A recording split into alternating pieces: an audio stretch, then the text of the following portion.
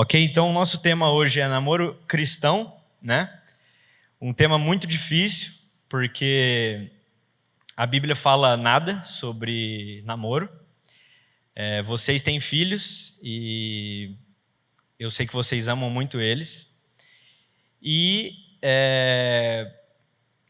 eu vou falar algumas coisas que talvez desagradem alguns, né? Princípios que a Bíblia coloca que não são muito bem o que a nossa carne quer, ok? Então, pode passar o primeiro slide? Eu gostaria de fazer essa pergunta para vocês. O que é um namoro mundano? Eu gostaria que alguns de vocês falassem, por favor.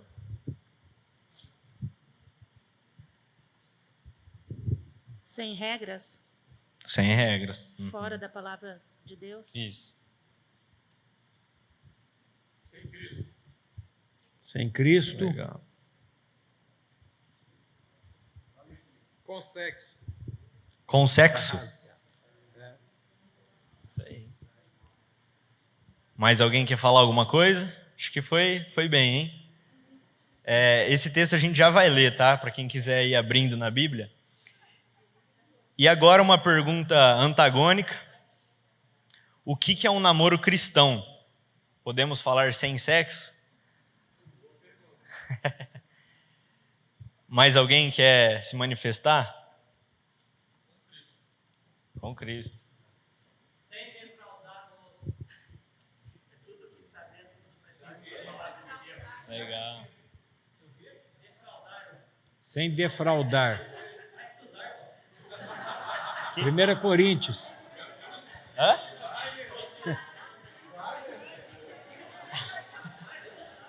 A melhor resposta aqui, não existe. Essa foi boa.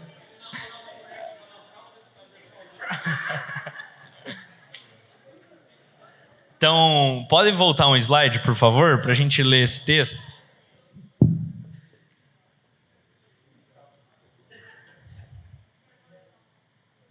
Gênesis, peço que todos abram, por favor.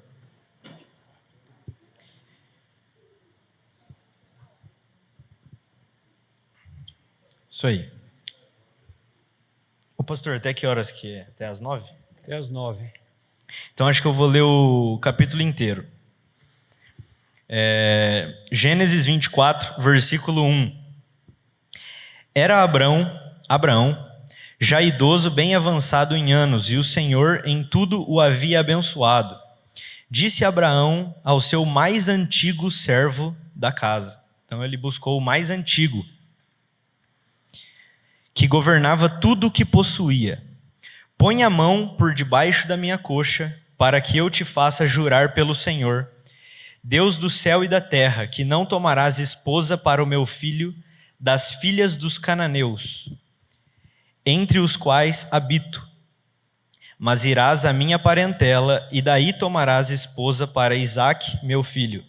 Disse-lhe o servo: talvez não queira a mulher seguir-me para essa terra. Nesse caso, levarei teu filho à terra de onde saíste?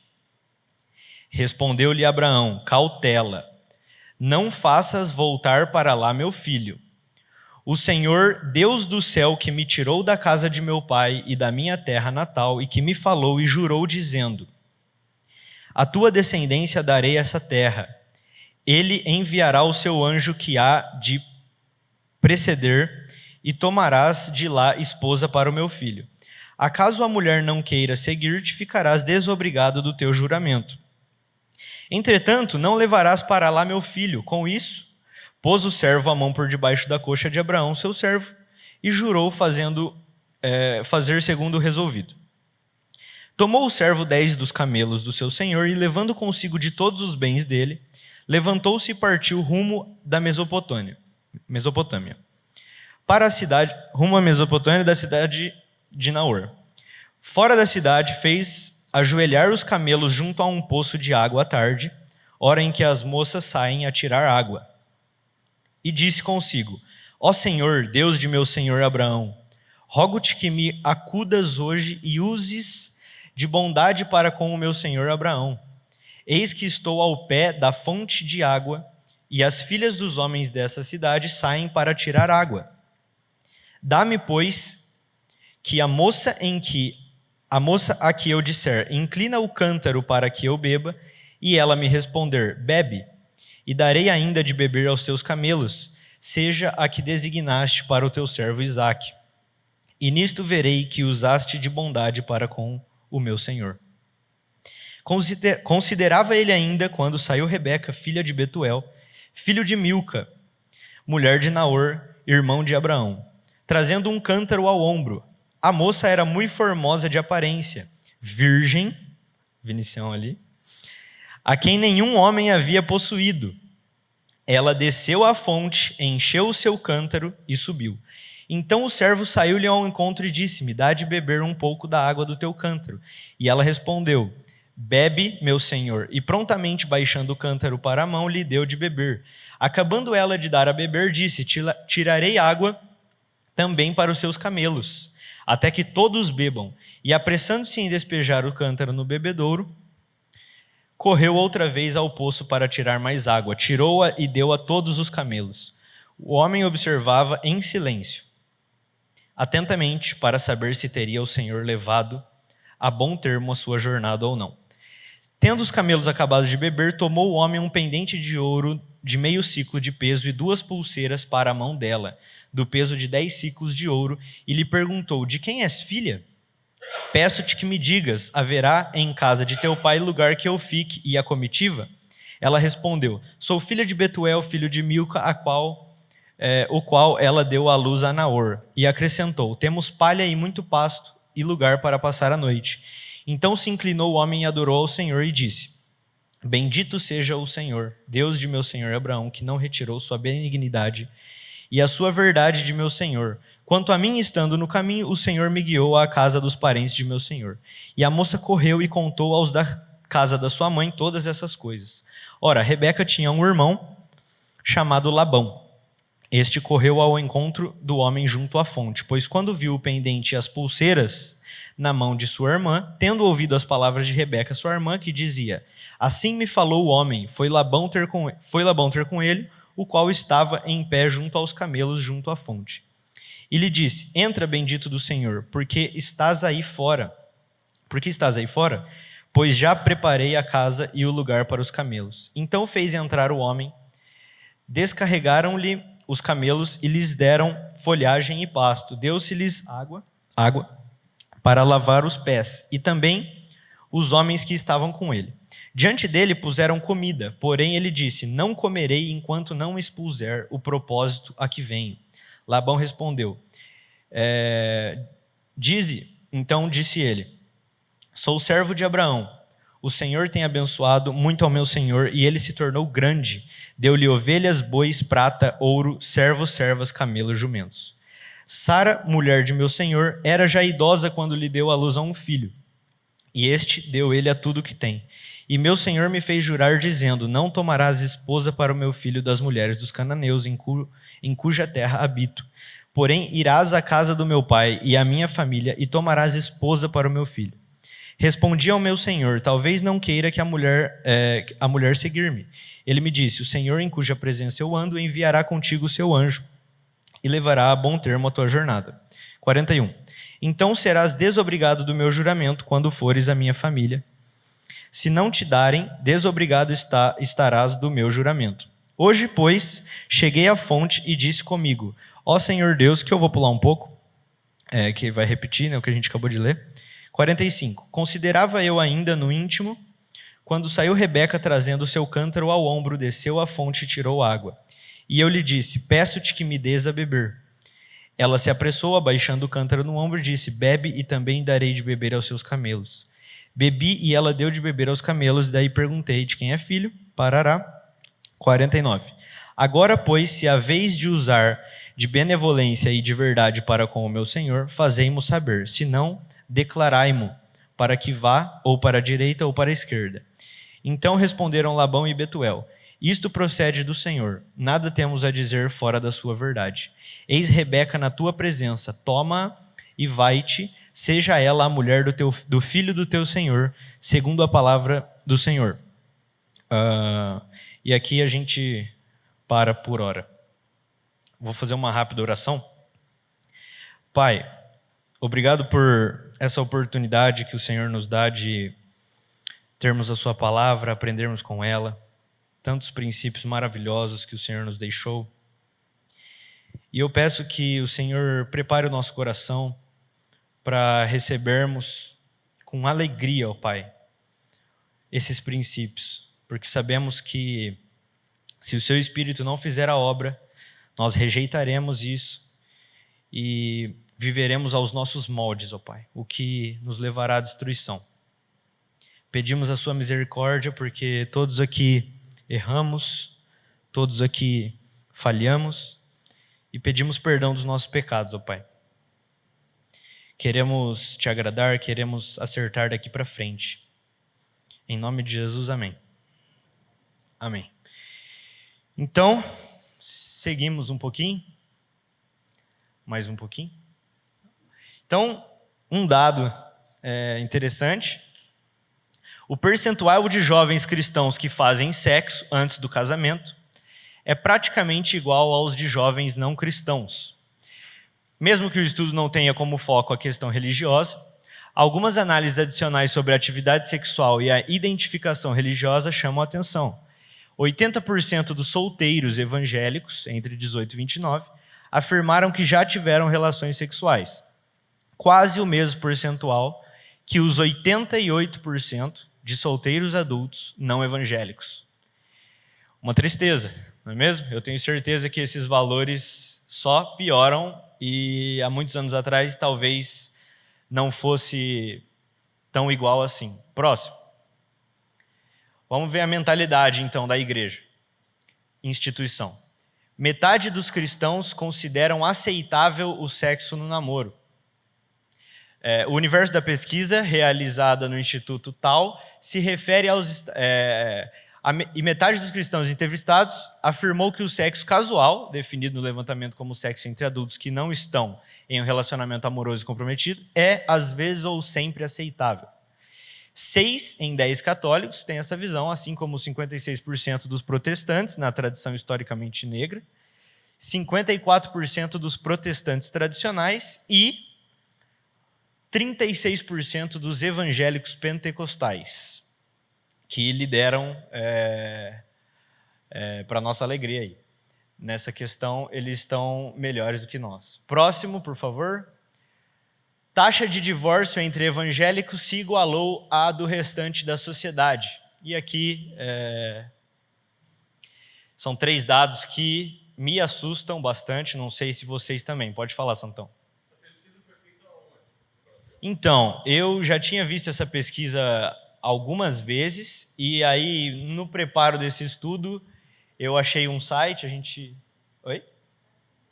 Dos Estados Unidos que foi feito.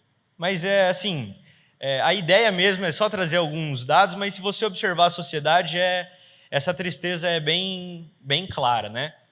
E eu gostaria, de perguntar para vocês, será que a gente tem sido a luz do mundo e o sal da terra? Ou será que o mundo entrou dentro da igreja? Será que nós estamos cada vez mais nos parecendo com Cristo, com seu Filho e com seu reino? Com Deus, com seu Filho e com seu reino? Ou será que nós estamos cada vez cedendo mais para a modernidade? Essa é uma pergunta que com certeza não tem resposta e a gente deve refletir muito, porque isso é muito triste. Podemos passar. Se alguém tiver algum comentário, pode falar. Então, aqui o que a gente vai estudar, o namoro cristão basicamente é conhecer mais profundamente a pessoa e a família para decidir se casar. Para o mundo, hoje não tem só namoro, né? Existem vários fragmentos desse termo. Então, enquanto eu vou namorar uma pessoa porque eu quero conhecer ela mais de perto, coisas que não dá para você ver na igreja, que você precisa ver como que ela trata a mãe dela, ver como o homem, se ele trabalha ou não, ver se ele é um homem estudioso, se ele é um homem sério e diversos outros fatores, se ele é um cristão verdadeiro, né? Como conhecer a família também, que, como a gente vai falar, você não casa somente com a pessoa. Você casa com a família dela. Isso é muito sério também. E, tendo em vista que Deus nos escolheu, a nossa escolha mais importante é quem a gente vai casar. Essa é a minha opinião, tá? Vocês podem discordar à vontade. Já que nós não escolhemos a Deus, essa ele fez por conta dele. A escolha mais importante é onde a gente vai, com quem a gente vai casar. Você não escolhe a cor do seu cabelo, você não escolhe a família que você vai nascer, o dinheiro, se você vai ser uma família cristã ou não, a cidade. Mas quando você vai casar, você pode escolher a pessoa, se ela é cristã ou não, a família, e você pode fazer essa escolha. Seguimos. Então, conceitos bíblicos, primeiramente. O namoro, visando o casamento, deve ser feito apenas entre cristãos. Não tem por que você namorar uma pessoa que não é cristã, sendo que você vai casar com ela. Deveria ser para isso, um estudo do casamento. Então, por que você vai namorar uma midianita, ou uma egípcia, ou uma qualquer outra coisa, se você não pretende casar com ela, se a Bíblia não aprova o casamento? Ou será que o seu namoro é uma recreação, é um parquinho de diversão que você tem feito? 2 Coríntios 6. Não vos prendais a um jugo desigual com os infiéis, porque que sociedade tem a justiça com a injustiça? E que comunhão tem a luz com as trevas? E que concórdia há entre Cristo e Belial? Ou que parte tem o fiel com o infiel?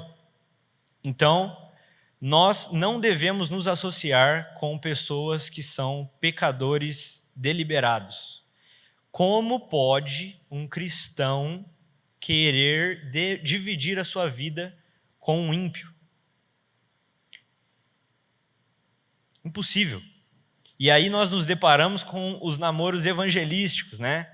Vou trazer ele para a igreja. Ele é tão lindo, né? Ela é tão bonita, tão saudável, o corpo dela é tão saudável. Eu vou trazer ela para a igreja e aí ela vai ser uma... Eu vou... Tem até um versículo que fala que você vai santificar a sua esposa, né? Vou santificar ela antes dela casar e aí a gente casa, olha só. Oi? É isso. Então, pessoal, o que a gente está tratando hoje é uma linguagem mais para os pais, que vocês devem instruir os seus filhos. O que nós vemos no mundo e também dentro da igreja é: o meu filho namora e às vezes ele me conta como é que tá, às vezes ele é muito tímido, eu pergunto, ele não me fala. E ele vai namorando. E aí a gente vai vendo no que dá. E isso não é bíblico, como a gente viu a história. A gente só leu a história para fazer algumas pontuações. O Abraão escolheu, o servo dele escolheu uma mulher. Nós vamos falar também sobre casamento arranjado, que não é o ideal, me parece. Mas esse namoro de que o menino de 13 anos, 15 anos, escolhe uma menina com todos os critérios de sabedoria que ele adquiriu durante esses 15 anos de estudo, e ele vai passar a vida com essa pessoa. Provavelmente vai ser um fracasso. Pode ir mais um. Então, o foco deve ser o matrimônio e não a curtição. Ok, isso, como a gente falou, existe uma certa ausência de versículos sobre namoro, porque a gente do Ocidente, cultura grega, mudamos bem as coisas, né? Mas a gente entende isso, primeiro, por vários versículos falando contra uma vida devassa, que é essa curtição que eu coloquei ali. Então é uma vida de vou para a festa, quero ter uma pessoa que vai ficar junto comigo, vou dar beijos nela, que o pai dela não vai estar sabendo, ou se não sabe exatamente o que você está fazendo, e vice-versa. Eu vou usar o termo homem para mulher porque mulher normalmente a gente tem mais carinho, né? Pode seguir um pouquinho. A abundância de versículos sobre casamento também nos mostra isso. E a gente vai falar também principalmente sobre casamento na juventude e não casamento depois dos 65 anos. Você casar enquanto você está jovem, para você desfrutar a vida inteira com uma pessoa. Então temos esses versículos, eu coloquei as referências, vocês podem tirar uma foto se quiserem ler depois. A ausência de versículos sobre namoro, sobre essa fase intermediária entre solteiro e casado, também nos prova isso. E versículos sobre casamento jovem, que eu acabei de citar, ipsis literis. Seguindo, por favor. Terceiro conceito básico. Sexo somente dentro do casamento. O Vinícius falou agora há pouco. Se alguém tiver algum contraponto, pode ir falando. Já estou no 5º slide e ninguém me contrapôs. Estou... No final. Então, vejam bem, vamos fazer uma reflexão. Ora, o nascimento de Jesus Cristo foi assim. Estando Maria, sua mãe, desposada com José, sem que tivessem antes coabitado, achou-se grávida pelo Espírito Santo. Na cultura hebraica, nós tínhamos solteiros, e aí normalmente a sua família, da mesma tribo, sua família decidia que você se juntaria àquela outra família, e vocês ficavam um tempo se conhecendo, porém, esse tempo que José e Maria estavam, talvez um dos maiores exemplos de santidade pré-nupcial que nós temos na Bíblia, eles estavam, como que fala aqui? Desposada, né? Ele estava prometido a casamento, e nesse momento já era considerado um divórcio você se afastar de quem você estava prometido a casamento. E eles não moravam juntos, eles não faziam sexo, não faziam nada, mas eles estavam prometidos a casamento. E a Maria achou-se grávida, virgem. Neste momento ela era virgem. Então, como a história de filho de Judá, tiveram relações antes do casamento sexual e tiveram que casar, e nós temos diversos exemplos na Bíblia que falam sobre a virgindade até o casamento, ok? Eu gostaria de falar mais sobre Maria e José, mas tem poucos versículos que falam sobre essa fase deles. Outro versículo legal aqui. Digno de honra entre todos seja o matrimônio, bem como o leito sem mácula, porque Deus julgará os impuros e os adúlteros. Muito forte. O Mateus está aí? Consegue colocar aquela foto, por favor? Vejam só essa imagem, pessoal.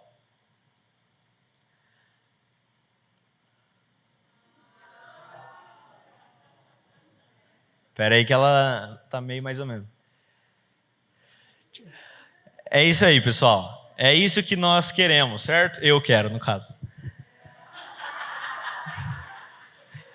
Uma virgem pura, sem mácula, sem mancha, sem nada. Pronta para, como dizem Cantares, jardim fechado és tu. Graças a Deus, por puro mérito de Cristo, nós conseguimos nos guardar virgens até o casamento. E, assim, eu sou suspeito para falar que eu nunca, fiz sexo com outras pessoas, mas é uma beleza, certo? Não, perdão. Não, estou falando assim. Outro slide. O que eu quero dizer Deus faz as coisas, Ele coloca as regras para nós desfrutarmos das bênçãos dEle. E muitas vezes nós agimos como adolescentes de 15 anos. Nós achamos que Deus colocou algo, mas que nós sabemos o que é bom para nós. Em vez de 15 anos de sabedoria, os meus 40 anos de sabedoria me dizem que isso aqui que Deus falou está ultrapassado. O meu filho precisa fazer sexo com 5, 6, 7 mulheres até ele achar a dele. Porque eu sei que tive muitas experiências, eu sei que às vezes não combina como eu ouvi muitas vezes.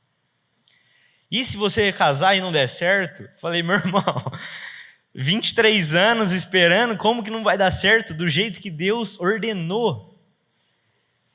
Eu, particularmente, prefiro colocar a minha sabedoria de lado e obedecer a Deus.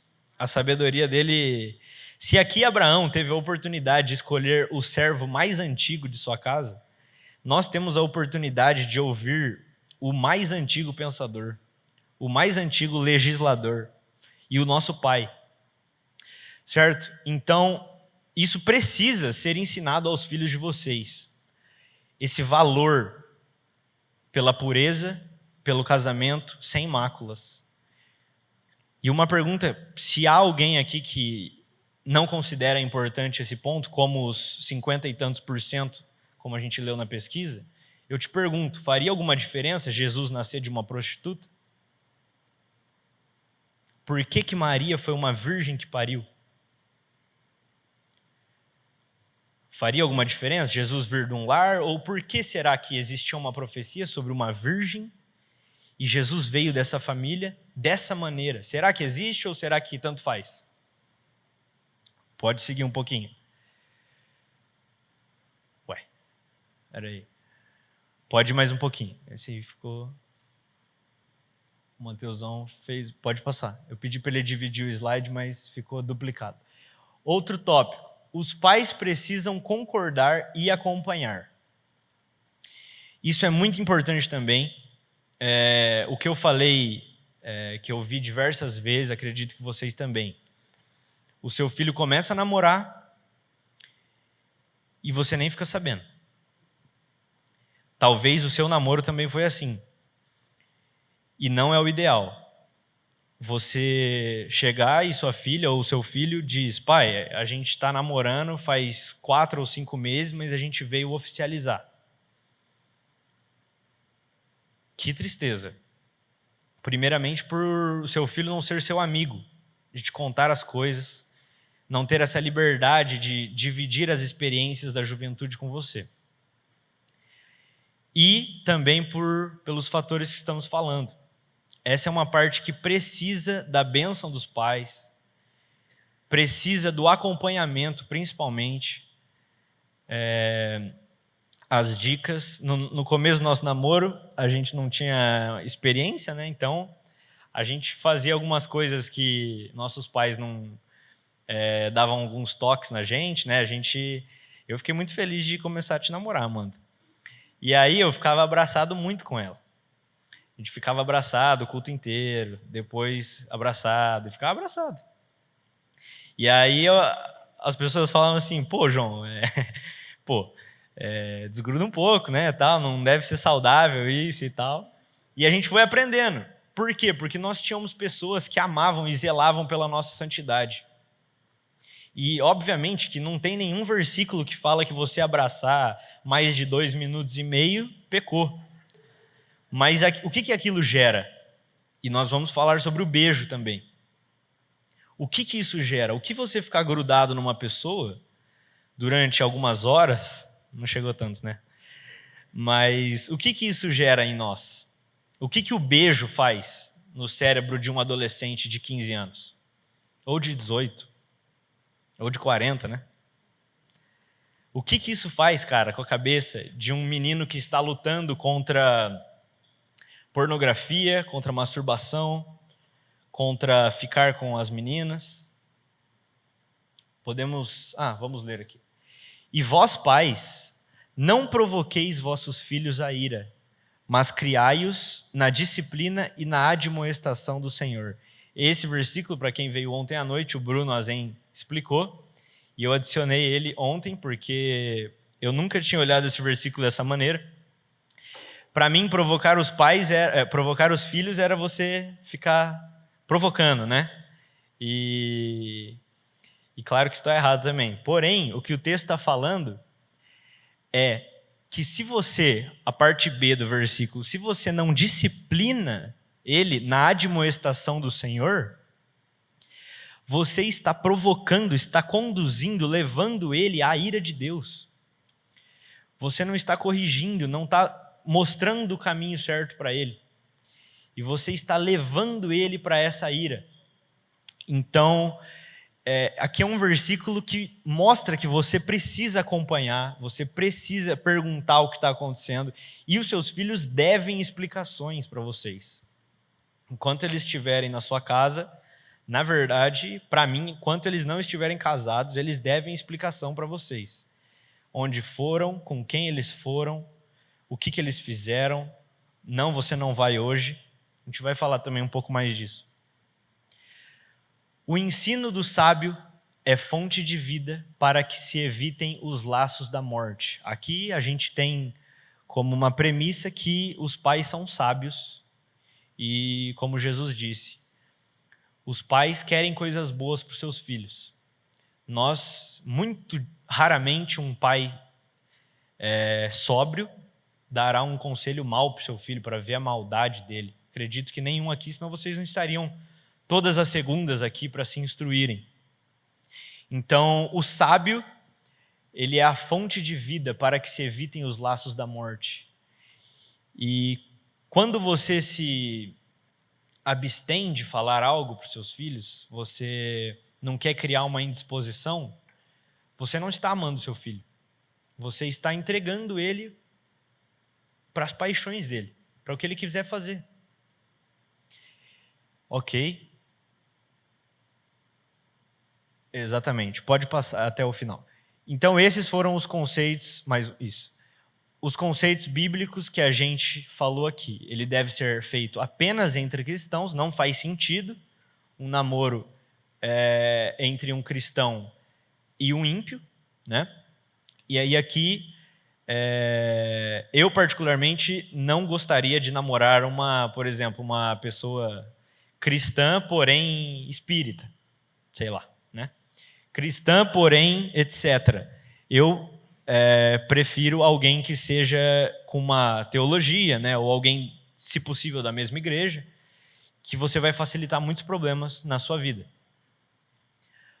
O foco deve ser também o matrimônio, não a curtição. O sexo somente dentro do casamento. E os pais precisam concordar e acompanhar. Ok. Então, uma definição que eu fiz aqui. O namoro cristão, o namoro, de acordo com Deus, são dois cristãos adultos, heterossexuais, que não se relacionam sexualmente, mas buscam se conhecer para casar, com seus pais acompanhando e aconselhando. Aqui eu adicionei a palavra adulto, porque para mim não faz sentido, isso também a gente não vai achar base bíblica, mas não faz sentido um garoto namorar uma garota sem que ele esteja trabalhando ou se preparando para o casamento. Como que você pode dizer que o seu filho está se preparando para um casamento se ele ainda tem 13 anos, 15 anos? Não trabalha, não estuda, vai para a escola, né? Ele não tem a intenção de casar nos próximos anos, então ele está se preparando para quê? O ideal, né, seria ele esperar mais um pouco, começar a juntar dinheiro com a sua esposa, falar quando eles vão casar e se planejar para isso. Seguimos um pouquinho. Oi. Uhum. Volta na definição, por favor. Não, só me incomodou um pouco o termo ali heterossexual, após cristão e adulto, é uma redundância perigosa, né? A gente acaba abrindo a possibilidade de que haja um cristão adulto que não seja heterossexual. Uhum. Excelente. Uhum. Realmente. Então seriam dois cristãos adultos, né? Eu coloquei o heterossexual mesmo para falar, porque hoje, infelizmente, a gente precisa falar o A mais B, né? Que a grama é verde, mas muito obrigado. Realmente é redundante falar cristão heterossexual. Ok? Então, perigos que são óbvios e são comuns, mesmo sendo óbvios. Namorar enquanto está preso na pornografia. Então, se você não se aguenta com você mesmo, você colocar uma filha de Deus nas suas mãos não vai dar bom. Não vai dar certo. Você ainda é viciado em relações ilícitas sexualmente e você vai colocar uma filha de Deus pura para você fazer o que você quiser com ela. Não vai dar certo. Você precisa se quebrantar, se arrepender, lutar contra isso drasticamente. E isso não vai fazer bem nem para você, nem para ela, nem para os pais, nem para ninguém. Certo? Isso é óbvio, mas é comum. Namorar em segredo também, isso a gente já falou bastante. Ficar em ambientes sozinhos. Esse aqui também muito importante. Se você ouça as histórias da minha bisavó, né, que ela namorava sentada num sofá de um lado e ele do outro, e o pai dela com uma espingarda no outro. Poxa, vai ser o método que a gente vai escolher para nossa filha, né, mano? Estamos só vendo a questão da espingarda. Mas ficar em ambientes sozinhos, isso é muito perigoso, né? Existe um exemplo que o Paul Washer deu, né? De que perguntaram para ele por que ele não deixa o filho dele ir no cinema com a namorada. E aí ele falou assim, eu não confio no que ele pode fazer com essa namorada, eu não quero isso para ele. E aí o cara perguntou, nossa, mas você criou seu filho é um homem de Deus, você não confia nele? E aí ele falou, eu não confio nem no pai dele. Então, confiança na carne, confiança na que você é muito especial, você tem as técnicas para vencer. Não é bom confiar na carne, certo? Existe um outro exemplo dele também, que além de você não fazer nada, né? Além de você estar em perigo, outro problema é você ser visto com alguma outra pessoa, isso mais na questão do escândalo, da pedra de tropeço, né? Mas não seria legal, por exemplo, a gente ver o pastor Maurício saindo do cinema com uma outra mulher, né, Luciano? Não seria nada elegante para o pastor Maurício isso, nada certo, por mais que ele não tenha feito nada. O ponto é, nós ocidentais criamos um termo namoro e nós fragmentamos o casamento no namoro. Então, algo que é especial para o casal, a gente cria e fala que aqui pode, porque não é nem solteiro e nem casado, é namoro, então eu posso ter alguns direitos. Será? O caso que eu dei do pastor Maurício é que ele não é casado com aquela mulher. Por que ele pode ficar sozinho com ela? E por que um jovem de 15 anos pode ficar sozinho com uma outra menina, sendo que ele não é casado com ela? Perigoso demais. E o quarto, começar a namorar muito novo. 100% das experiências que eu vi de pessoas que começaram a namorar muito novo foram problema. Por quê? Primeiro, porque você não tem uma mentalidade correta do que é o namoro, do que é o casamento. Segundo, que você não tem nenhuma pureza nos seus pensamentos, você não tem sabedoria nenhuma. Terceiro, porque você não vai casar logo. Você não precisa de 15 anos namorando para conhecer uma pessoa. A gente vai falar um pouquinho para frente, mas eu particularmente, isso é uma dica minha, não é o que a Bíblia diz, eu particularmente recomendo 3 anos de namoro, porque você tem que balizar entre não ficar muito tempo namorando, para que você não se abrase, e também não pouco tempo para que não dê para você conhecer a sua esposa, o seu futuro marido, e você não conheça a família. Então, eu gosto desse tempo, foi o tempo que a gente fez. Pode seguir? E agora eu vou falar alguns conceitos pessoais, são opiniões minhas, com certeza com base no que a Bíblia diz, mas não tão explicitamente. Então, namorar uma pessoa que também tenha os pais cristãos, acho muito importante, por mais que não seja necessário em todos os casos. Mas quando você for se aconselhar depois de uma briga, o que o seu pai vai falar e o que o pai da sua namorada vai falar?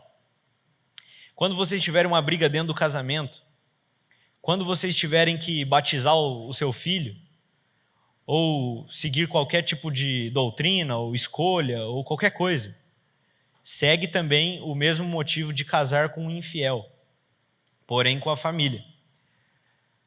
Seguimos. Namorar uma pessoa também com objetivos parecidos, muito pelos mesmos motivos, mas também se a pessoa ela tem a certeza de que ela quer ficar em Londrina, só um exemplo, e a outra ela tem a certeza de que ela quer morar no Israel. Não vai dar certo. Vocês precisam conversar antes de namorar, ou no namoro serve para isso, você alinhar o que vai acontecer. Nós temos um caso conhecido também de que o namoro estava sendo levado e era uma menina católica, e aí quando eles foram pensar em casar assim, alguma coisa assim, eles falaram, não, mas a gente tem que casar numa igreja católica. Aí o outro falou, não, mas tem que casar numa igreja evangélica. Não, mas a igreja católica batiza criança, nosso filho tem que ser batizado. Não, mas eu não vou batizar meu filho numa igreja católica. Não, então, assim, são problemas que, claro, são resolvíveis, porém, é bom conversar isso antes de casar para que depois não seja uma desculpa para um divórcio ou para alguma coisa parecida. Isso. Namorar quando puder bancar financeiramente o seu relacionamento, para os homens, né? Então, eu acredito que o homem deve pagar o que ele for levar a sua namorada, né? Se ele vai sair para jantar, ele deve levar num lugar que ele possa pagar. E se ele não namora, como que fica? O pai empresta dinheiro para ele tomar sorvete? Oi? Perdão. Se ele não trabalha. O que faz? Pede para o pai? Quando eu fui começar a namorar, o meu pai, que está ali atrás, falou o seguinte: eu não vou dar nem R$1 para você trabalhar, para você namorar. Falei errado de novo. Eu não vou dar nem R$1 para você namorar. Se você quiser namorar, você precisa se virar. E assim foi. Dito e feito. E isso não é nenhuma maldade do meu pai, nenhum ódio dele por mim. Isso é me ensinar a viver a fase com direitos e responsabilidades. Isso é uma coisa que a adolescência quebra, que ele quer ter os direitos de um adulto com as responsabilidades de um menino. Certo? Então eu sou grande, eu quero dirigir o meu carro e eu quero ir para as festas e eu quero fazer o que eu quiser porque eu já sou gente grande. Mas você não tem as responsabilidades de gente grande. Você ainda quer a responsabilidade de um menino. Então essa é a adolescência, infelizmente. Namorar alguém que se vista com modéstias para as mulheres. Aqui 1 Timóteo 2,9, se alguém quiser abrir. Aqui é muito importante também, porque o namoro, acredito eu que grande parte também do que eu tenho observado, não se preserva em santidade por conta da falta de caráter das meninas, das mulheres. Elas querem um namorado e a mulher tem um poder muito grande de sedução, isso ao longo de toda a história a gente pode ver, e ela usa isso como chantagem com os homens, até no casamento isso é visto, né? E no namoro com roupas indecentes, com vestimentos, adornos que não promovem a santidade, promovem uma promiscuidade, na verdade. Então, uma filha de Deus, ela deve se vestir com modéstia, ela não deve ficar provocando o seu namorado, sabendo que ele não tem muito embasamento para permanecer firme. Santão. Uma pergunta bastante importante. Esses conceitos que você está trazendo aqui, que obviamente muitas pessoas conhecem, você aprendeu mais dentro da igreja ou na sua casa com seus pais? Olha, deixa eu pensar. Você quer qual que eu aprendi mais? Difícil. Eu aprendi muitos deles lendo a Bíblia e vendo, principalmente porque a Bíblia foi completamente numa cultura oriental, que até hoje permanece de uma maneira não moderna, né? Com os meus pais aprendi demais, obrigado. Na igreja aprendi bastante também, com cursos que a gente fazia. Oi? Então, a pergunta era qual mais, né? É difícil de responder qual mais, eu não sei dizer. Mas foi uma mescla, porque eu acredito que os meus pais estavam embasados na Bíblia e o que eu aprendi na igreja, muitas coisas também estavam embasadas na Bíblia. Então, não sei muito bem como diferenciar.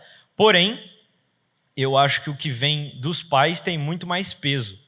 Porque se você ouve uma coisa na igreja e o seu pai e a sua mãe não reafirmam aquilo ou até negam com atitudes ou palavras, você descredibiliza completamente a igreja, né? Você não liga. Então, eu acredito que precisa ser a Bíblia, os pais, a igreja e quem puder, amigo, a gente aqui, né, a igreja no caso, trabalhando para que isso dê certo. Espero ter respondido. Quer falar, pastor Maurício?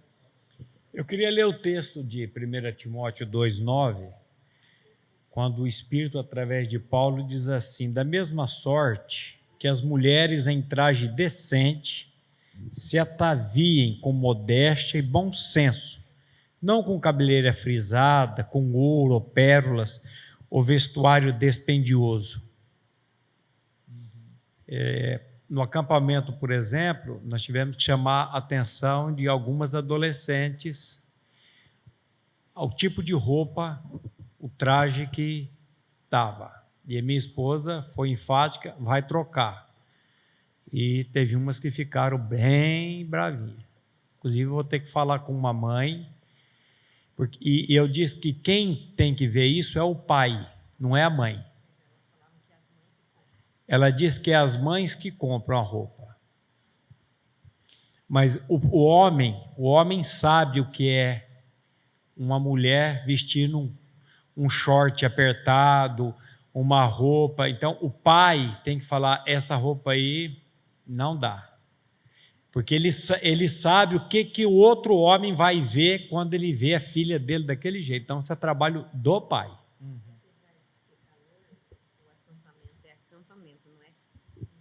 Apesar de ser calor, minha esposa está falando, no acampamento é acampamento, não é piscina, não é... Então, é vestir com decência. Legal. E vocês vão ser chamados, ficam tranquilos. Legal. Pode passar, por favor? Beleza. Aqui namorar em torno de 3 anos, já expliquei o motivo, né? Por conta de se planejar, conhecer a família, mas também não namorar demais. Temos casos aqui de pessoas que namoraram 10 ou 12 anos, né?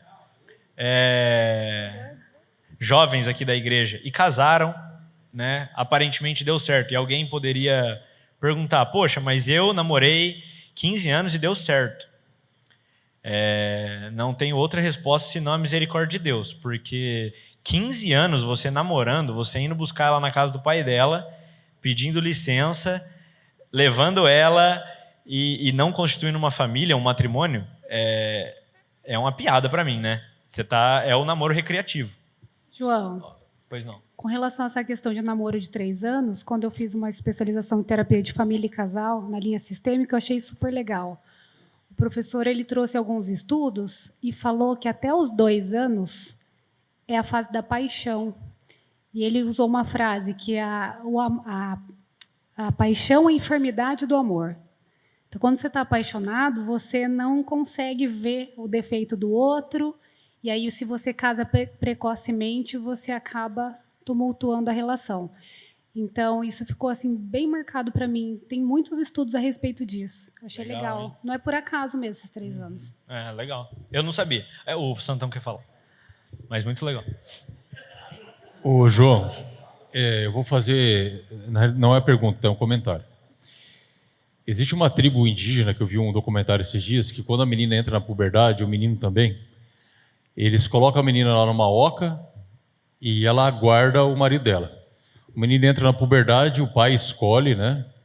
Aí ele vai lá dar um tapa num cacho de abelha lá e ele vai e casa. Não existe homossexualismo nessa Nessa tribo não existe traição, porque se o cara pegar o índio com a sua mulher, vai dar morte, etc.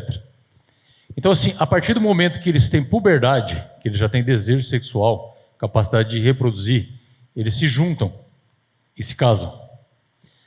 A nossa sociedade moderna hoje está espaçando cada vez mais o tempo entre a puberdade e o casamento. E nós temos um outro problema. A puberdade antigamente se dava com 16, 17, às vezes 18 anos. Hoje se vê meninas com 10 anos, 11 anos menstruando. Por causa de todo o estímulo sexual da televisão, da sociedade, talvez dos alimentos e etc. Então, assim, namorar 3 anos. Eu não estou justificando nada, tá bom, meus irmãos? Vamos lá. Hoje você tem uma criança que, com 12 anos, ela tem puberdade, ela começa a ter desejo sexual, e ela vai se casar com 30, às vezes 35. Ela passa 2 décadas com desejo sexual. Então, assim, a nossa sociedade, ela está sendo moldada para que todos os princípios bíblicos não estejam dentro de um relacionamento. E está cada vez mais difícil isso. O mundo lá fora, ele nunca vai discutir isso que a gente está discutindo aqui hoje. Lá fora o negócio está, como a Bíblia falava 2000 anos atrás, né? Jaz no maligno. Nós temos, enquanto igreja, que sermos diferentes, como você começou na tua fala lá. Nós somos luz do mundo e sal da terra. A gente não pode se amoldar aos padrões lá de fora. Mas, respondendo um pouquinho da tua pergunta que tu fez lá, infelizmente eu vejo muitas igrejas que já são, nem estão se amoldando, já são mundo, tá bom? Era esse comentário que eu queria falar. Obrigado, Deus Legal. abençoe. O rapaz de trás quer falar também.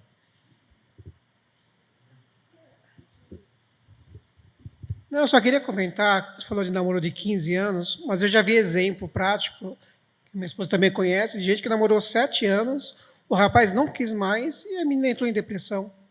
Então, assim, se tem gente que com 15 anos dá certo, mas quando não dá, o estrago é muito forte. Viu? Só isso. Legal. O outro caso, né, que talvez seja conhecido de todos também, né, alguém já deve ter falado com vocês alguma coisa parecida, que o rapaz e a menina namoram durante 7 anos, o rapaz trai a namorada e ela decide continuar, porque eles já viveram 7 anos juntos. E é muito melhor ela superar, perdoar, do que ela terminar. Vai ser muito traumático o término de 7, 15 anos de namoro. Ela passou a vida inteira com esse cara. Então ela passa pano em coisas que ela deveria estar selecionando no namoro. Então, me parece uma escolha bem emocional e nada racional, nada bíblica, né? Então, outra coisa que eu queria falar, isso. Namorar sem muitas carícias, né? Aqui o texto diz que numa igreja as mulheres mais velhas devem ser consideradas suas mães. Você deve considerar elas como suas mães. Os homens mais velhos como seus pais. Os meninos jovens como seus irmãos e as meninas como suas irmãs.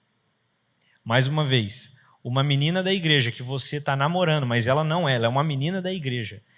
Você deve tratar ela como sua irmã. Como que a gente, estabelecendo o namoro, agora ela não é mais sua irmã. Agora você pode tratar ela como sua esposa. Entendem isso? De um conceito namoro criado para fragmentar o casamento? O mundo, né? Eu tenho alguns, todos colegas antigos de... Quer falar alguém? Não? Tá. Tá, só um segundo.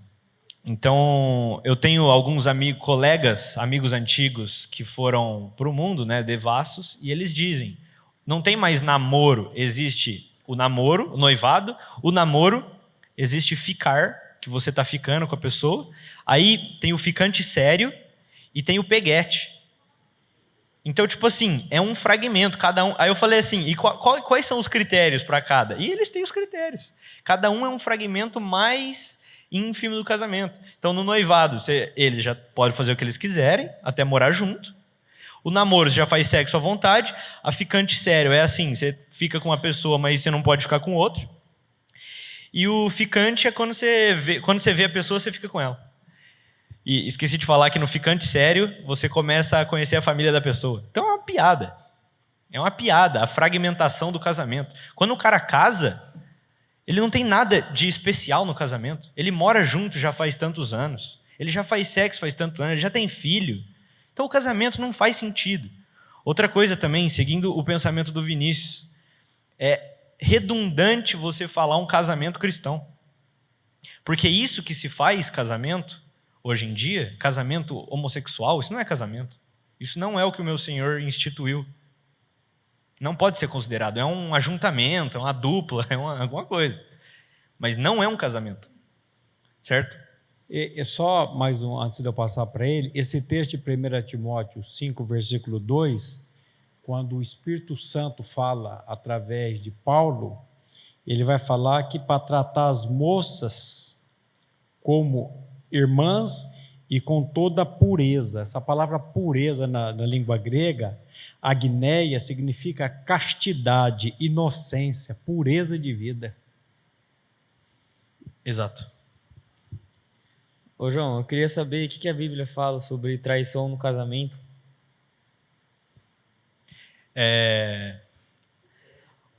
Só que o tema de hoje é namoro. Aí traição no namoro, término na óbvia, né? Você está estudando uma pessoa para casar e ela está te traindo, né? Tá. Agora, o traição no casamento, a Bíblia diz que se você puder perdoar, você perdoe. Eu particularmente acredito que é o melhor dos casos. Você vai exercitar o seu perdão ao extremo. Entender o amor de Deus, o perdão que Ele tem por você, assim como o livro de Oséias nos ensina. Agora, não é obrigado você continuar com a pessoa. É o que a palavra diz. Existem... Marquinhos, pode falar.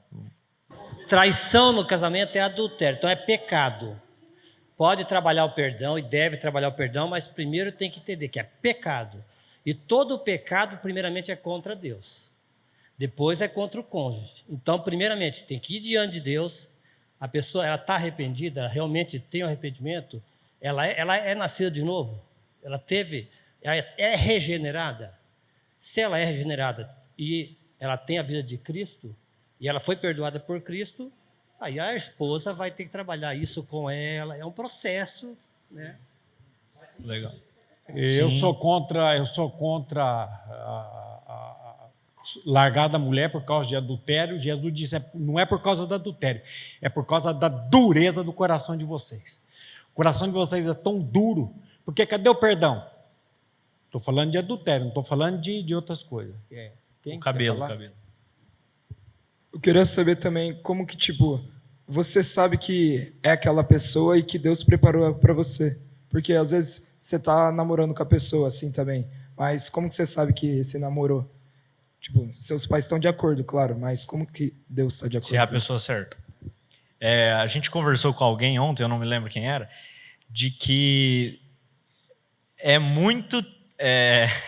o coração é enganoso, né? Então você conhece uma pessoa, ela é bem bonita, saudável, e aí...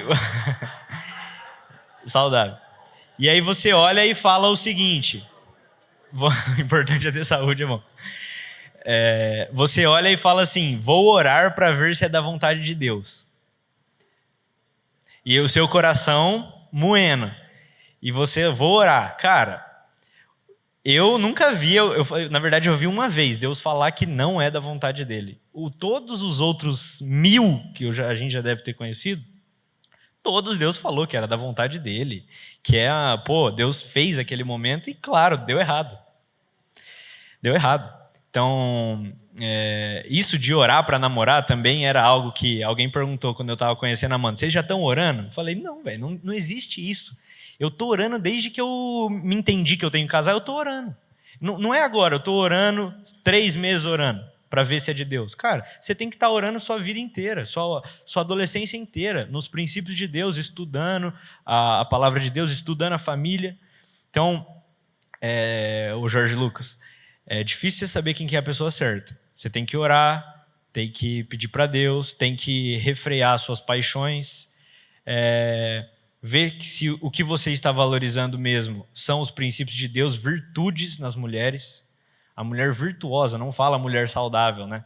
Mulher virtuosa é a valiosa, né? Ela excede os rubis, não pela sua beleza, porque ela trabalha. A gente viu aqui que Rebeca, alguns dizem que um camelo, naquela época e hoje, né?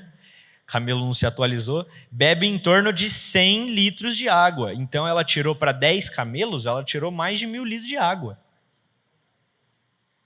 Trabalhadeira, e não era bomba, não tinha nada, ela foi na mão, trabalhadora. A mulher virtuosa trabalha pra caramba, acorda antes do sol e dorme depois da madrugada. Então, é claro que aí a gente pode discutir se é trabalho fora, trabalho dentro de casa, mas ela é uma mulher virtuosa. A Bíblia diz em Tito, a Bíblia diz em Tito que a mulher deve aprender com as mais velhas como serem boas donas de casa e amarem os seus maridos. Diz também, em Timóteo ou Tito também, que elas devem estar ocupadas com os deveres de casa. Agora, não é também o que eu tenho visto valorizado, tanto na minha geração quanto nessa. Então, valorizar realmente as virtudes de uma mulher. Outra coisa que eu gostaria de falar é que, biblicamente, todos os homens foram atrás das mulheres, e não o contrário. Porque um homem, quando ele decide casar, e quando ele decide que ele está pronto, ele acha uma noiva e ela casa. A mulher fica orando à disposição, e claro, ela vai poder falar não é? Primeiro que apareceu, ela fala sim, claro, lógico que não. Mas ela não vai atrás se oferecendo. Pelo contrário, na Bíblia diz que uma prostituta, ela se arruma e fala, vou atrás de um homem. Então, inverso. Então, a mulher ora e espera o homem agir, e ela vai correspondendo ou não, ok? E, semelhante a isso, o homem deve pedir permissão para o pai para namorar, o pai da menina. Pedir permissão, meu sogro está ali também. Ele deve chegar e falar assim, ó, eles vieram, pessoal, para ver se eu não estou mentindo, ok? Ele deve... Nós mesmos fomos no McDonald's. A gente foi no McDonald's e lá eu falei, ó, sua filha é fantástica e eu gosto de coisa fantástica. Saudável não, ó os caras, ó, pastor Maurício, aplicar a disciplina aqui. A gente às vezes não sabe ser a pessoa certa, mas a gente escolhe ser a pessoa certa todo dia. Entendeu? Já trazendo para o casamento.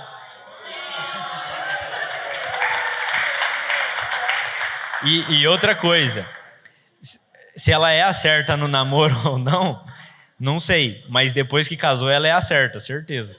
Não dá para, casei com a errada, putz, não dá. Casou, agora ela é a certa. Eu acho que para saber se a pessoa é certa, tem algumas confirmações que vão acontecendo. As coisas de Deus não traz confusão. Então, se você começa a namorar e os pais já não gostam do seu da namorada ou do namorado, já é um empecilho. Claro que aqui a gente nem está falando ainda de ser cristão, não, né? O cristão vai namorar o cristão. Então, as coisas de Deus, elas vão se encaixando, as coisas vão dando certo. O namoro tem alegria, tem companheirismo, vai tendo um crescimento naquilo, o seu desejo para o outro de respeito, de amor, vai crescendo mais. Todas essas coisas são confirmações que o Senhor pode trazer. Sim, graças a Deus. Como eu falei, a escolha mais importante da vida. Com certeza, Deus ele não terceiriza totalmente, né? Então, deve pedir permissão ao pai, porque ele é o dono dela. Até ela casar, ele é o dono dela. Não tem como você achar que agora você é o namorado dela e você vai tomar as decisões. Você precisa pedir para ele. E depois você vai querer ficar noivo, vai querer casar, vai pedir de novo. E o que ele falar, você vai ouvir como se fosse o seu pai falando para você. Outra coisa sobre isso do homem ir atrás, né? Eu vi recentemente alguns casos, eu vou citar porque o meu tempo está acabando. Então, alguns casos de pedir em casamento e a filha vir correndo contar para os familiares que foi pedido em casamento e o pai não estava sabendo, né? E aí ele fala, mas que isso? E aí está revogado o pedido? Para mim está revogado. A Bíblia diz que se a mulher falou uma coisa, lembra daquela passagem do Antigo Testamento, a mulher falou uma coisa, se o pai dela não assinar embaixo, está anulado o que ela falou. E se ela for casada, é o marido dela que tem embaixo. Claro que podemos discutir a validez disso, né? Mas no casamento isso é certeiro. Isso é certeiro. Ele é o dono dela, ele está preparando ela virgem para entregar para um homem, e aí ela vai trocar o domínio, que é quando se faz no casamento, né? Que um deixa o pai, o outro deixa também. Normalmente o noivo vai lá e cumprimenta o sogro, falando assim, agora estamos trocando de posse, ok? Só um segundo aqui. Então, outro caso que eu vi é a mulher pedindo o cara em casamento. Vim de carreira. O cara tá lá, né, viajando. Também, o cara tá, Marcos, o cara tá namorando há 10 anos. A mulher não aguenta mais, cara. Ela fala assim, também, perceba como o Santão falou, a nossa cultura tá tudo induzindo para longe da palavra. Por quê? Se há sexo no namoro, por que o cara quer casar? Vamos falar a verdade? Agora, se ela se guarda virgem, ela fala, não, só depois do casamento. Cara, o cara não vai namorar 10 anos nunca. Certo? Então, se fizer do jeito que Deus mandou, dá tudo certo. Beleza? E outro caso que eu vi também, esse é bizarro, né? O cara acordou um dia, essa modernidade, né? O cara acordou um dia e a mulher fez uma surpresa para ele, que ela organizou a festa de casamento deles. Eles não estavam noivos. E ele acordou, nossa, vamos, a gente vai casar. Eu organizei a festa já, foram lá e casaram. Uma piada completa. Piada completa. Essa é a modernidade, né, que a gente tem visto. Pode passar? Aqui eu vou adquirir alguns anos de vida, porque a Bíblia fala que quem honra os pais prolonga a sua vida, né? Então, meus pais, também o meu sogro e minha sogra que estão ali, muito obrigado por me ensinarem por meio da Bíblia tudo que a gente sabe. E esses agradecimentos não são só para eles, são ensinamentos também. Glória a Deus se os pais aqui ensinarem seus filhos e eles puderem todos casarem de uma maneira aprovada por Deus, terem filhos, terem um casamento sem divórcio, sem brigas, certo? Então, façam isso com os filhos de vocês. Obrigado por me proibirem de frequentar alguns lugares, né? Então, eu mesmo não entendia muito, né? Achava que minha mãe era exagerada. Porém, graças a Deus, ela não me permitiu ir em alguns lugares, com algumas pessoas, alguns horários. E isso foi muito bom para mim, creio eu. Obrigado, meu sogro e minha sogra também, por criarem a minha esposa. Mais um. Obrigado por sempre estarem presentes, sempre que eu precisei falar alguma coisa, eles estavam lá para ouvir, tirar as minhas dúvidas, alguns erros também que a gente cometeu, eles puderam nos aconselhar. Sem isso seria muito difícil. E também, óbvio, por orar, né? Sem orar, sem a dependência de Deus, essas dicas não servem de nada. Nós podemos obedecer a Deus e devemos orar também. Essa é a fórmula do sucesso. Obediência junto com a ação do Espírito. Pode mais um pouquinho? Então, esse versículo aqui, para a gente finalizar. Então ouvi algo semelhante ao som de uma grande multidão. Isso é em Apocalipse, lá no finzinho, 19. Como o estrondo de muitas águas e fortes trovões que bradava, aleluia, pois reina o Senhor, o nosso Deus, o Todo-Poderoso. Regozijemo-nos, vamos alegrar e dar-lhe glória, pois chegou a hora do casamento do Cordeiro e a sua noiva já se aprontou. Então a gente brinca que eu já fui noivo e seremos uma noiva um dia. E estamos nos preparando para o nosso noivo. E como que o noivo ideal quer a sua noiva? Pura, santa, preparada para ele, que anseie o dia do casamento. E nesse dia estaremos lá, olha só. Chegou a hora do casamento do Cordeiro e a sua noiva já se aprontou. Pode mais um? E esse último, marido, amai vossa mulher como também Cristo amou a igreja e a si mesmo se entregou por ela, para que a santificasse, tendo-a purificado por meio da lavagem de água pela palavra, para apresentar a si mesmo igreja gloriosa, sem mácula, nem ruga, nem coisa semelhante, porém santa e sem defeito. Então, aqui, claro, é um ensinamento para os maridos, mas ele mostra como Cristo faz conosco, purificado por meio da lavagem de água pela palavra. Isso nós devemos fazer desde o namoro. O namoro deve começar com o estudo da palavra, oração em dupla, confissão de dificuldades, você mostrar quais são os seus planos, orar, ler a Bíblia. Isso a gente fez, graças a Deus também fizemos bastante. E acabou, né? Acho que é isso. É isso. E aí agora perguntas, por favor. Ô, João, eu queria saber mais da sua opinião e também da doutrina, né? O que isso deve ser feito.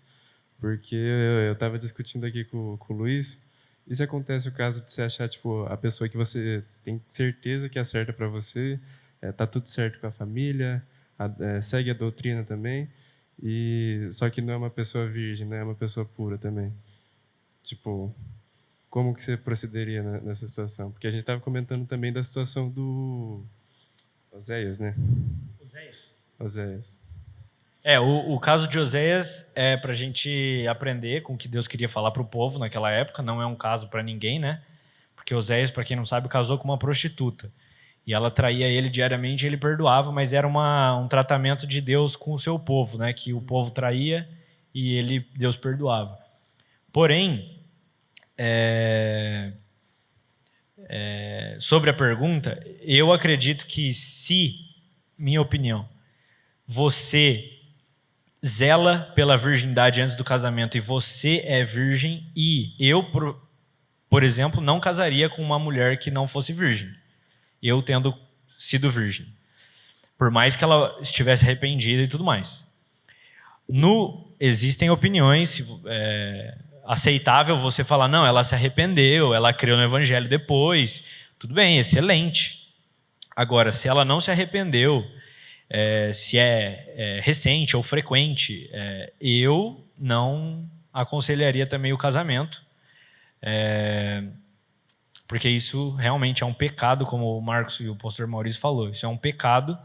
A Bíblia fala muito sobre a impureza sexual, como que isso é sério, e é aquilo, você está escolhendo a sua esposa para a sua vida inteira. Se você pensar bem, a gente vivendo em torno de 100 anos, arredondando, e você com 25 anos se casa, no primeiro quarto da sua vida você escolhe quem você vai passar os outros 3 quartos, né? É loucura. Não dá para voltar atrás, não tem troca, reembolso, não dá. Então precisa ser feito com muito critério, muita oração. Boa noite. João, parabéns aí pela palestra. Eu vou te fazer uma pergunta que é bem polêmica, principalmente porque tem alguns pós-adolescentes aqui, né, que já estão migrando para os jovens, mas que eu acho que é um momento de reflexão. É claro que a gente tem uma discussão sobre o pecado, né, e você traz toda essa questão do sexo no casamento como um aspecto da vida conjugal, né, e essa discussão toda. E você coloca essa questão da virgindade, né, como uma questão importante a ser discutida, e se não é mais virgem, né, pensar nessa questão do pecado, etc. Qual seria a diferença, por exemplo, para os meninos aí que estão ouvindo pensar, né? A garota é virgem, ok, então ela está fora desse pecado, mas ela é mentirosa. Ela vai dar umas mentidinhas de vez em quando.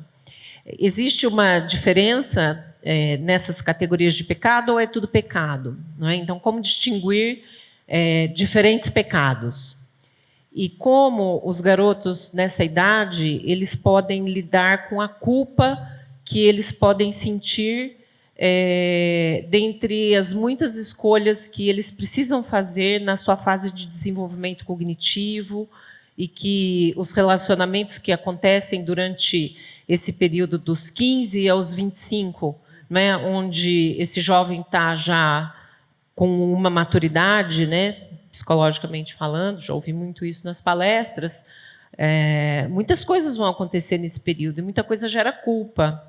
Então, como que se lida, né, com esse sentimento de culpa para que isso não seja um peso que leve a transtornos psicológicos? Porque esse sentimento de culpa, se ele não for tratado, ele pode levar a isso, né? Então, acho que essa é uma questão que tem que ser discutida também com bastante seriedade.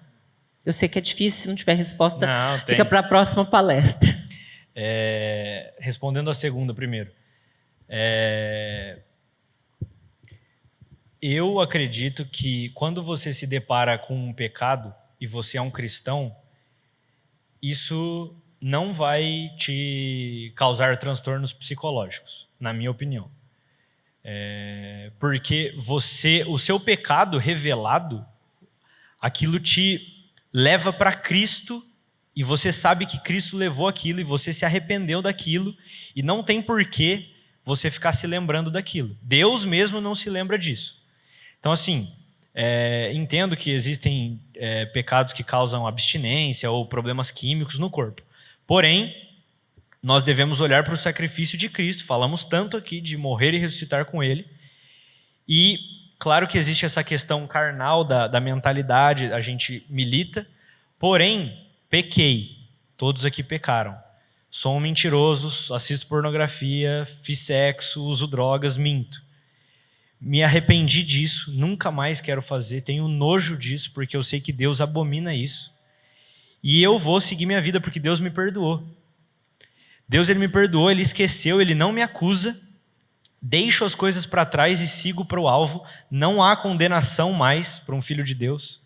Então, acredito que seja a adolescência um período crítico na nossa sociedade. Então, isso deve ser bem trabalhado. O pecado, ele é inaceitável, porém, se há arrependimento, há perdão.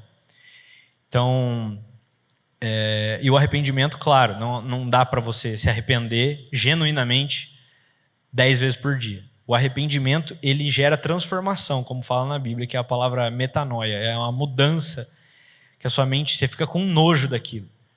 Então, pequei, me deparei com isso, me arrependo e vou me afastar disso, sabendo que Deus me perdoa, que eu sou filho dele. Respondendo à primeira pergunta, sobre pecadinho e pecadão, né? Para mim é diferente uma menina que ela faz sexo, solteira e faz sexo, de uma menina que ela é fofoqueira, por alguns motivos. Primeiro, que as consequências são bem diferentes. Uma menina que ela é uma devassa, promíscua, ela vai colher frutos muito diferentes de uma menina que é fofoqueira ou é mentirosa. Ok, ambos são pecados, ambos precisam ser tratados. Eu também não me casaria com uma menina que ela é fofoqueira, mentirosa, e depois de ser tratada ela não se arrepende. Então, a diferença desses pecados é a consequência. Porém, Deus perdoa qualquer pecado. Não há pecado que Deus não possa perdoar e que Cristo não tenha levado na cruz. Porém, a consequência, ela não falha.